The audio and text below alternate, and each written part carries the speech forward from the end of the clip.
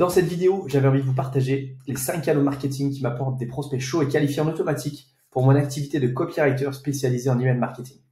Et comment vous pourrez vous aussi vous en inspirer pour attirer plus de clients sans avoir besoin d'envoyer 100 calls d'email par jour. Parce que ça, c'est vraiment un enfer.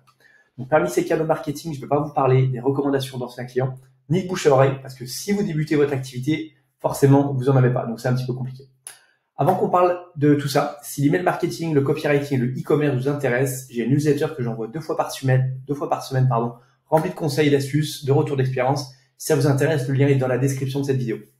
Donc, quand j'ai lancé mon activité, pour donner un petit peu de contexte, j'avais pas de réseau. Encore une fois, moi, j'étais charpentier avant de faire du marketing et du copywriting pendant 10 ans. Donc, j'avais absolument zéro réseau. J'ai pas fait HEC, j'ai pas fait tout ça.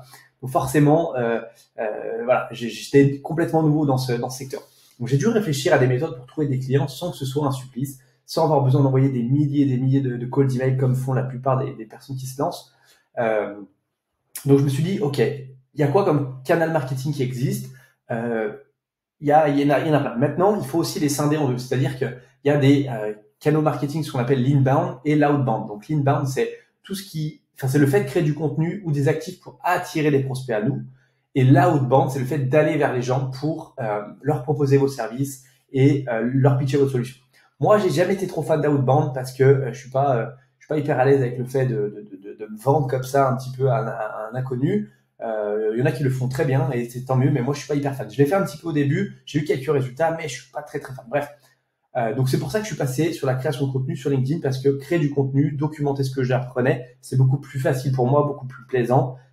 Et du coup, après quelques semaines, à créer du contenu sur LinkedIn, des entreprises ont commencé à m'écrire pour vouloir travailler avec moi. Ce qui était génial, c'est que j'avais quasiment jamais de négociation parce qu'encore une fois, toutes ces boîtes, elles me lisaient depuis des semaines ou des mois, peu importe. Et donc, la confiance avait été déjà créée. Donc, elles savaient qu'elles voulaient travailler avec moi. Donc, le premier canal que j'utilise et qui m'apporte des prospects chauds en automatique, c'est LinkedIn. Alors, quand je dis en automatique, c'est vraiment, je sais que mensuellement, j'ai 1, 2, 3 boîtes, trois entreprises qui viennent vers moi pour travailler avec moi. Certes, certaines ne sont pas qualifiées, d'autres le sont, mais en tous les cas, ça m'apporte un flux continuel de prospects. Donc voilà, c'est le premier canal qui m'apporte des prospects chauds et en automatique et j'ai pas besoin d'aller les démarcher et ça, c'est super. Donc, une fois que j'ai fait ça, j'étais sur LinkedIn, je me suis dit, OK, j'ai envie d'aller un petit peu plus loin. J'ai pas envie de mettre mes œufs tous dans le même panier. Donc, j'ai créé un podcast sur l'email marketing. Donc, ça, c'est le deuxième canal qui m'apporte des prospects en automatique chaque mois. Récemment, j'ai signé un client, Adrien, qui me dit, quand on discute et quand on fait connaissance, je lui demande où est-ce qu'il m'a découvert. Je m'attendais à LinkedIn, je m'attendais à ma newsletter ou peu importe. Il me dit ton podcast. Donc, en fait, j'étais choqué qu'une personne me connaissent du podcast parce que je dis mais comment t'as connu le podcast en fait? Et il me dit j'ai rentré le mot-clé email marketing dans Spotify ou Apple Podcast ou je sais pas sur quoi il était et du coup ça lui a proposé mon podcast et derrière il a voulu travailler avec moi. Pareil récemment j'ai eu un prospect que j'ai pas signé mais qui est venu vers moi, une e-commerçante qui me dit j'adore ton podcast, c'est trop bien ce que tu partages et tout, j'aime trop. Je dis ok, comment tu m'as trouvé? Pareil, j'ai fait une recherche de mots-clés et tout. Donc, comme quoi, le podcast et la recherche de mots-clés sur les podcasts, ça peut fonctionner. Alors, moi, j'ai un tout petit podcast, mais je pense vraiment que les gros podcasts, ça fonctionne encore mieux.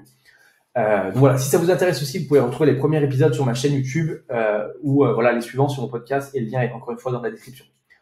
Le fait d'avoir créé un podcast de niche, ça m'a vraiment permis d'attirer les bonnes personnes et notamment des gens qui avaient des besoins d'un copywriter comme moi pour m'occuper de leur email marketing. Donc ça, c'était hyper bien de se positionner sur une petite niche. Donc ce que j'expliquais, c'est que le podcast, c'est un super moteur de recherche. C'est pas le plus utilisé, bien sûr. Je veux dire, de temps en temps, ça fait quand même, je sais pas, moi, j'ai peut-être, on va dire une personne par mois qui vient du podcast. Donc c'est mieux que rien. C'est juste pour dire que voilà, ça fonctionne. Donc voilà, ça j'expliquais. Ensuite, j'ai voulu aller plus loin parce que voilà, LinkedIn c'était fait, le podcast c'était fait, mais il me fallait quelque chose d'autre. Il fallait que je puisse conserver ce trafic. Il fallait que je puisse, envoyer du contenu sans me soucier des algorithmes, sans me soucier de tout ça. Donc, j'ai voulu créer ma newsletter et capitaliser sur mon expertise parce que finalement, je fais de l'email marketing, mais si j'ai pas de newsletter, c'est pas hyper logique. Donc, je me suis dit, pour montrer mon expertise, pour partager de la valeur et pour tout ça, j'ai créé ma newsletter. Donc là aussi, je documente mon aventure, je partage ce que j'apprends, mes victoires, mes défaites, des histoires qui m'arrivent, tout ce qui peut me crédibiliser aux yeux de mes prospects encore une fois. petite histoire, j'ai réussi à signer mon premier client e-commerçant quand j'avais seulement 15 personnes sur ma liste email. C'est la vérité. Thibaut, qui a une marque de bijoux. Je m'en souviens avoir 15 personnes. J'ai fait dans mon email, d'ailleurs en PS, je sais plus comment j'avais fait. PS, si vous recherchez, je sais plus comment j'avais dit, si vous avez besoin d'une personne pour s'occuper de votre email marketing et atteindre, je sais plus ce que j'avais fait comme offre, écrivez-moi. La personne a répondu, on a pris un call, je l'ai signé, 1500 €, une prestation à 1500 €. Donc, encore une fois, c'est pas la plus grosse prestation du monde, mais ça fonctionne. Du coup, je me suis demandé pourquoi j'avais pas créé ma newsletter plus tôt, parce que c'est un actif qui est hyper important. Donc ça, c'est le troisième canal qui m'apporte des clients en automatique, enfin des prospects chauds en automatique. Et ensuite, j'ai voulu continuer à vouloir me créer un autre canal pour aller plus loin, parce que je suis toujours dans une démarche de comment je peux construire encore plus, aller plus loin. Donc après ça, je me suis dit, ok, c'est hyper intéressant. J'ai commencé à m'intéresser aux partenariats parce que j'avais commencé à créer un écosystème autour de moi sur LinkedIn, sur les podcasts, bref, ça faisait 2 ans et demi que j'étais là-dedans. Je me suis dit, je commence à connaître du monde. Alors pourquoi pas créer des partenariats avec des personnes qui font à peu près la même chose que moi.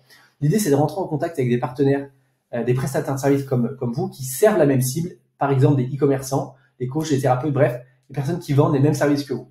Récemment, j'ai créé une offre avec un mec qui fait du Facebook Ads, un mec qui fait du CRO pour les e-commerçants, enfin, Facebook Ads pour les e-commerçants, du mec qui fait du CRO pour les e-commerçants et un mec qui fait du SEO pour les e-commerçants. Et ensemble, on a créé un partenariat, c'est-à-dire que si le mec qui fait du SEO, son client a besoin d'un mec qui fait de l'email marketing, il va venir me voir. Derrière, moi, je le rétrocède une commission, peu importe. L'idée, c'est ça, c'est de créer des partenariats pour que derrière, ça amène un flux de clients, enfin de prospects en automatique.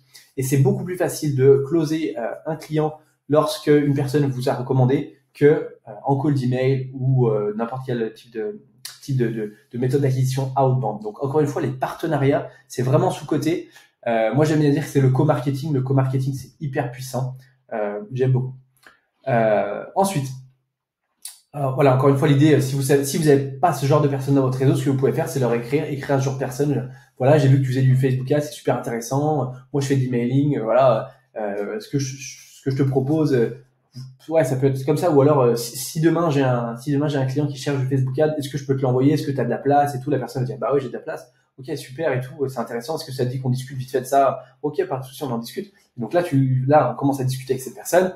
Et derrière, la personne va dire, bah ok, bah si tu m'amènes du monde, je t'amène du monde, et que ce soit un peu normal. Donc l'idée, c'est ça, c'est de trouver des personnes avec qui ça fit bien, avec qui vous servez la même cible, encore une fois, mais qui fait pas exactement la même chose que vous, qui sert la même cible dans un angle un peu différent.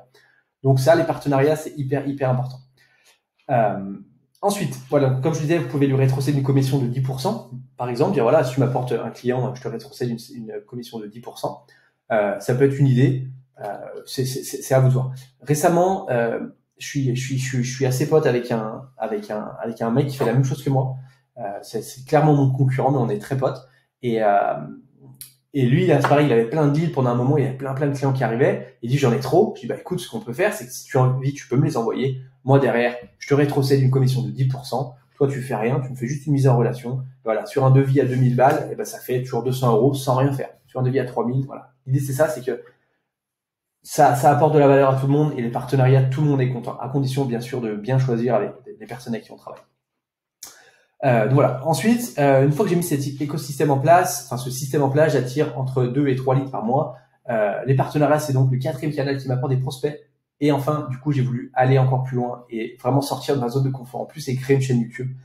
Donc voilà, j'avais entendu dire par un ami que sa chaîne YouTube lui apportait des clients en automatique pour son business de graphisme. Du coup, je me suis dit que ça pouvait hyper bien fonctionner pour mon business d'email marketing parce qu'il n'y a pas énormément de chaînes d'email marketing en francophonie. Donc, je me suis dit, ok, je vais en créer une. Comme pour mon podcast, je me suis dit, il me manque quelque chose, il y a une opportunité, donc je vais le faire. Donc, j'ai commencé à créer des vidéos pour partager mon expertise, ce que j'apprenais. Bref, résultat des courses, après 11 vidéos, il y a un copywriter qui m'a écrit pour que je l'aide à se lancer en email marketing. Donc, pareil, sur un accompagnement, je sais plus, de 3 mois, je crois. Il m'a dit, ouais, j'aimerais que tu m'aides et tout, tu connais un peu les choses, aide-moi à prendre un raccourci par rapport à tout ça. Du coup, hyper cool, je dis, ok, pas de problème. Voilà, il y a aussi des e-commerçants qui m'ont découvert via ma chaîne YouTube, mais c'est aussi quelque chose qui crédibilise la chaîne YouTube, c'est-à-dire j'ai un client avec qui j'avais travaillé qui m'a dit c'est super, je suis allé voir ta chaîne YouTube, c'est cool ce que tu fais. Il m'a pas forcément trouvé par là, mais il a vu ma chaîne YouTube le jour où il a pris sa décision de travailler avec moi ou avec un de mes concurrents. Donc, ça a pesé un peu dans la balance. Donc, voilà, c'est hyper cool de quand un client te dit oh, j'ai vu ta chaîne YouTube, elle est sympa. Et tout. Donc, voilà, ça c'est le 5e canal qui m'apporte des prospects chauds en automatique. Et un petit bonus, c'est le référencement naturel, donc le SEO. J'ai un pote qui fait j'ai un pote qui fait du SEO, c'est son métier, et donc je lui ai demandé s'il pouvait m'aider, à créer une strat SEO sur mon site. Donc depuis qu'on a créé ça, qu'on a mis ça en place, on a créé plusieurs cocons sémantiques sur mon site. Ça me rapporte à peu près 100 visites mensuelles à date, donc aujourd'hui. Donc l'idée c'est que ça va continuer à grandir. Donc c'est des personnes qui s'inscrivent à ma newsletter, c'est des personnes qui découvrent mon contenu, c'est des personnes qui prennent pas forcément une décision aujourd'hui, mais qui la prendront peut-être demain, après-demain ou après-demain. Donc encore une fois, ça me permet d'attirer des clients, des prospects chauds en automatique. Et ça, c'est hyper intéressant parce que voilà, j'ai pas besoin de faire une démarche d'aller vers eux. Je crée du contenu, je crée de la valeur et ils viennent naturellement à moi. Bien sûr, pour attirer du client, vous n'êtes pas obligé de mettre tout ça en place en même temps. Vous pouvez le faire étape par étape, comme moi je l'ai fait je l'ai fait étape par étape. Hein, ça m'a pris presque 3 ans. Mais voilà. Mais en tous les cas, c'est ce que j'ai fait, c'est ce qui me permet de plus prospecter pour trouver des clients aujourd'hui. Et donc voilà, c'est ce que je voulais vous partager aujourd'hui. J'espère en tous les cas que cette vidéo vous a plu. Si c'est le cas, n'hésitez pas à laisser un petit pouce bleu, à vous abonner à la chaîne. Je ferai d'autres vidéos comme ça. Et en tout cas, je vous dis à très vite.